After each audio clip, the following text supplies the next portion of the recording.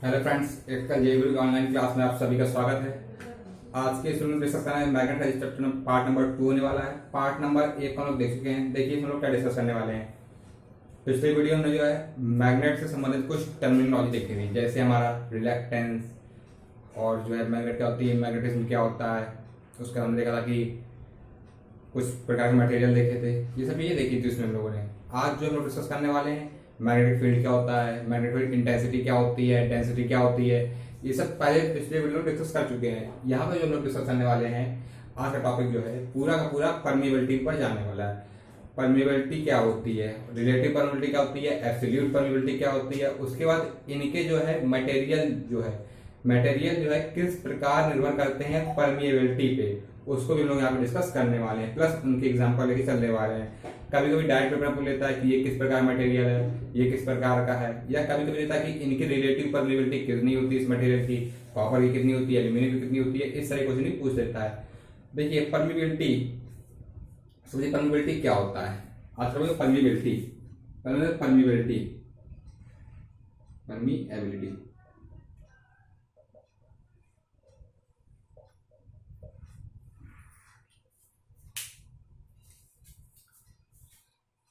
Electrical में हमारा एक टर्म आता है कंडक्टिविटी।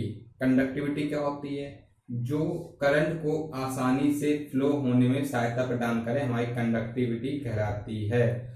हमारा जो है इलेक्ट्रिकल में करंट फ्लो हो रहा था, यहाँ पे हमारा क्या फ्लो हो रहा है, फ्लक्स प्रोवाइड हो रहा है। क्या फ्लक्स फ्लो हो रहा है। तो पदार्थ का वह गुण जो फ्लक्स के फ्लो होने में सहायता प्रदान करे, परमिएबिलिटी कहलाता है। क्या कहता है, परमिएबिलिटी कहलाता है। जैसे वहां पर प्रत्येक पदार्थ की कंडक्टिविटी अलग अलग थी, ठीक उसी प्रकार ऐसे यहाँ प्रत्येक पदार्थ की परमिएबिलिटी कैसी होगी, अलग अलग होगी। तो देखिए क्या होगा परमिएबिलिटी,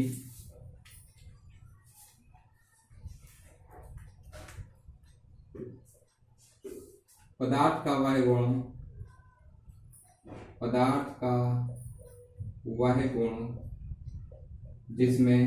जिसके कारण फ्लक्स प्रवाहित होता है,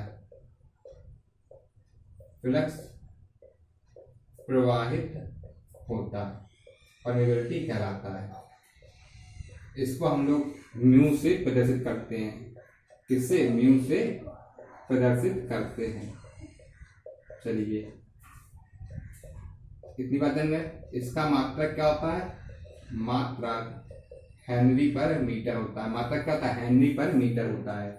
इतनी बात जो है हम लोग परमिएबिलिटी के लिए जान गए। अब लोग एब्सोल्यूट परमिएबिलिटी या निर्वात की परमिएबिलिटी क्या होती है। एब्सोल्यूट परमिएबिलिटी,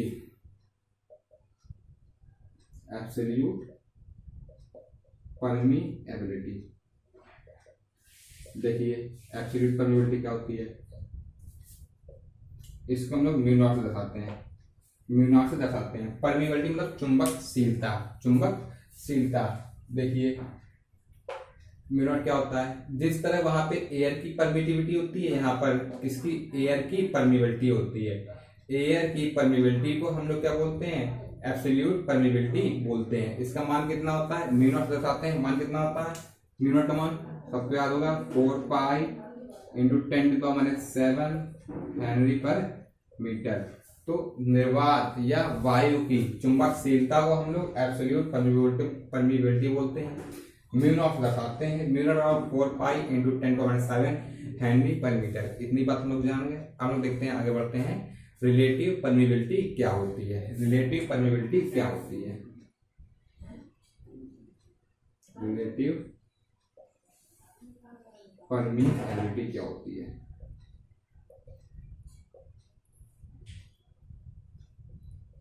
देखिए रिलेटिव परमिएबिलिटी क्या होती है, माध्यम जिस मीडियम में हमारा जो है फ्लक्स फ्लो हो रहा है उसकी चुंबकशीलता और जो एयर की चुंबकशीलता है उसके अनुपात को हम लोग रिलेटिव परमिएबिलिटी बोलते हैं। Ratio of medium permeability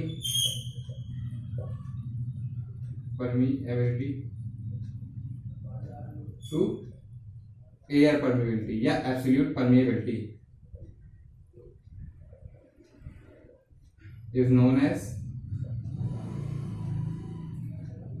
relative permeability, relative permeability, माध्यम तथा निर्वात की चुंबकशीलता को रिलेटिव परमिबिलिटी कहते हैं, denoted by mu r, mu r से प्रदर्शित करते हैं। म्यू आर बराबर म्यू अपॉन म्यू नॉट, ये फॉर्मूला जो है बहुत इंपॉर्टेंट रहने वाला है। अब देखिए ऊपर भी हमारी परमिबिलिटी है और नीचे भी हमारी परमिबिलिटी है, तो दोनों की यूनिट कैंसिल जाएंगी। इट हैज नो यूनिट, इसकी कोई भी इकाई नहीं होती है। It has no unit, no unit, इसकी कोई भी इकाई नहीं होती है। ये बात हमारी रिलेटिव परमिएबिलिटी की। तो रिलेटिव परमिएबिलिटी हमारी यहाँ पे कंप्लीट हो चुकी है। हमने परमिएबिलिटी पढ़ा, एब्सोल्यूट परमिएबिलिटी पढ़ा, रिलेटिव परमिएबिलिटी पढ़ा, इनके बारे में जाना। अब देखिए होती क्या है परमिएबिलिटी। किसी पदार्थ का गुण है जिसके कारण जो है फ्लक्स सेटअप हो पाता है, परमिएबिलिटी कहलाता है। यानी कि जिस पदार्थ का परमिएबिलिटी जितनी ज्यादा होगी उसमें फ्लक्स जो है उतनी आसानी से, उतनी तेजी से प्रवाहित हो सकता है। तो देखिए इसका यूज कहाँ पे है, जितने भी हम मैग्नेट का करेंगे, इलेक्ट्रोमैग्नेट की बात करेंगे या किसी भी इलेक्ट्रिकल मशीन की बात करेंगे, वहां पर हम कोशिश करते हैं परमिएबिलिटी हमारी ज्यादा हो, रिलेटिव परमिएबिलिटी कैसी हो, ज्यादा हो, ताकि उसमें फ्लो जो है, फ्लक्स जो है आसानी से प्रवाहित हो सके, हमें ज्यादा एनर्जी वेस्ट ना करनी पड़े। अब जो हमने परमिएबिलिटी जान ली, अब जो है हम परमिएबिलिटी के आधार पर मटेरियल का वर्गीकरण करेंगे। परमिएबिलिटी के आधार पर मटेरियल का वर्गीकरण करने जा रहे हैं, थोड़ा सा इसको भी हम यहाँ पे डिस्कस करेंगे। देखिए जो हमारे मटेरियल यूज किए जाते हैं मशीन में, कोई सी मशीन हो, अगर वहाँ पे मटेरियल यूज करे जा रहे हैं तो उन मटेरियल को हम किन आधार पर चुनते हैं, तो उनको जो है हम लोग चुनते हैं परमिएबिलिटी के आधार पर। तो types of material, types of material, types of material according to relative permeability.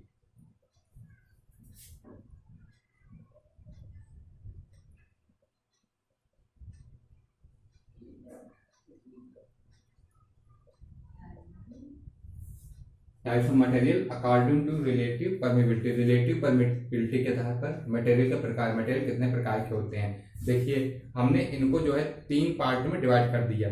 कौन कौन से, पहला number paramagnetic material, paramagnetic material. दूसरा हमने कर दिया डायामैग्नेटिक मटेरियल, डायामैग्नेटिक। और तीसरा हमने कर दिया फेरोमैग्नेटिक, फेरोमैग्नेटिक मटेरियल। देखिए अब इनके जो है कुछ अलग अलग गुण होंगे, कुछ अलग अलग गुण होंगे। देखिए अगर हम बात करें नॉर्मली ऐसे भाषा में तो क्या गुण हो सकते हैं।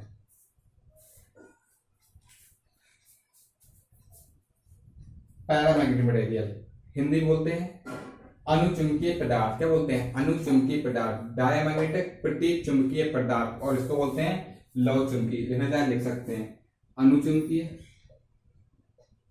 अनुचुंबकीय, प्रतिचुंबकीय और लव चुंबकीय पदार्थ, लव चुंबकीय पदार्थ।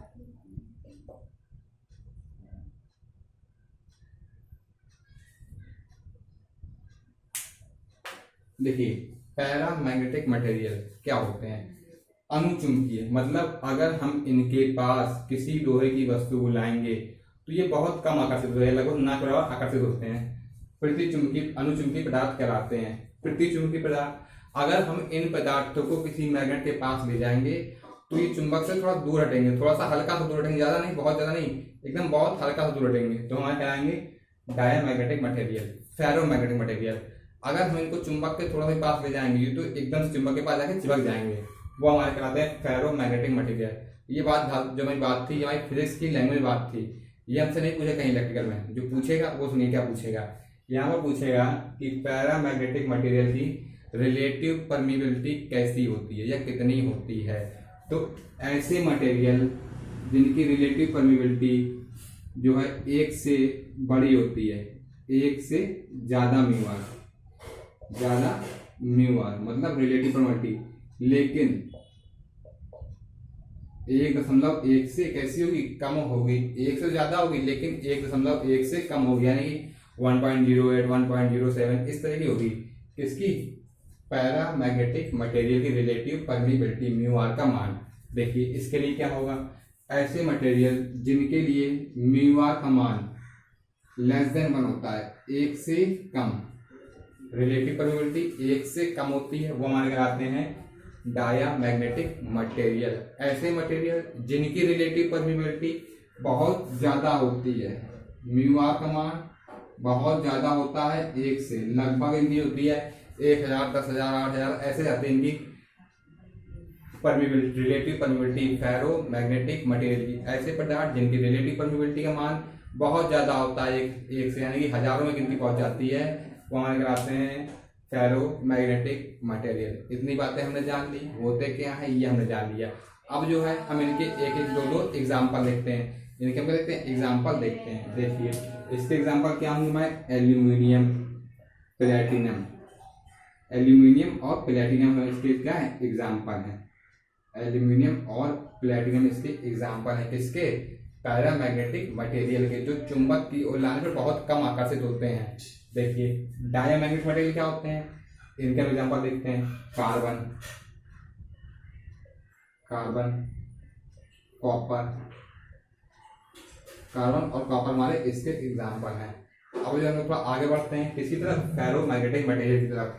तो फेरोमैग्नेटिक मटेरियल बहुत तेज आकर्षित होते हैं, आयरन, क्या, iron and it's alloy, and it's alloy, जैसे हमारा परमालॉय हो गया, ये सब चीज होगी, आयरन एंड इट्स अलॉय, जो इनकी जो रिलेटिव परमिटिविटी बहुत ज्यादा होती है, इसीलिए हमें इनका यूज जो है, इसीलिए हम इनका इस्तेमाल जो है जितनी भी हमारी इलेक्ट्रिकल मशीन होती हैं उनको बनाने में किया जाता है, मोटर वगैरह में। तो ऐसे पदार्थ जिनका यूज हम लोग इलेक्ट्रिकल मशीन बनाने करते हैं फेरोमैग्नेटिक मटेरियल कहलाते हैं। इतनी बातें हमने सीख ली, चलिए इतनी बातें हमारी कवर हो गई, हम लोग आगे बढ़ते हैं। अब देखिए क्या होगा, अब पूछेगा इनमें से नॉन मैग्नेटिक कौन कौन है, नॉन मैग्नेटिक कौन कौन है, non magnetic material, non magnetic material, जितने भी पदार्थ हमारे पैरा और डाया में आएंगे, पैरा मैग्नेटिक और डाया मैग्नेटिक में आएंगे, वो सारे हमारे नॉन मैग्नेटिक होंगे, चाहे वो हमारा एल्यूमिनियम हो, चाहे हमारा प्लेटिनम हो, चाहे हमारा कार्बन हो, चाहे वो हमारा कॉपर। यानी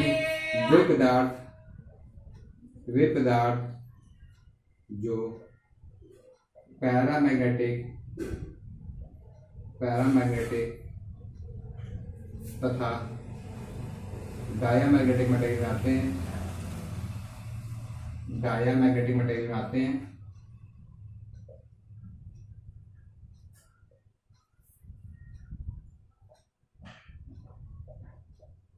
नॉन मैग्नेटिक मटेरियल कहलाते हैं।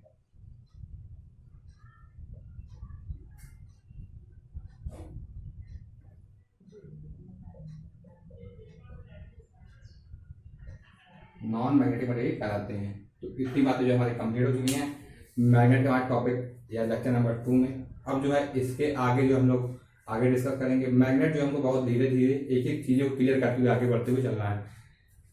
तो इतना आप लोग समझ लेंगे। चलिए धन्यवाद।